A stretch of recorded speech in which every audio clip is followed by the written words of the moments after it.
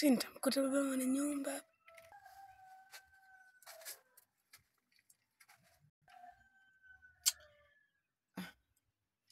Dogo akija dogo huyu niuze karedio.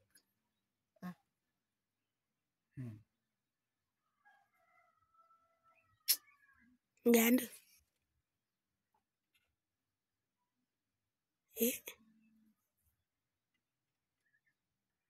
Bla nimekuja kuongea.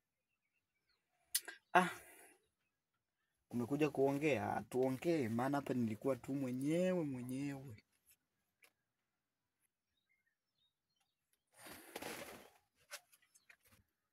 Ndio hivyo bla. Baba alikuwa anauza maziwa.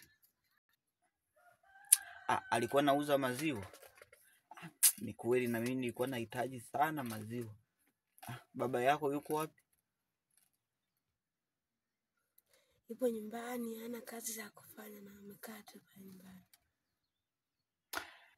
Basi hivi ukamwambie ukaseme hivi, nitakuja baadaye ukienda, umesikia?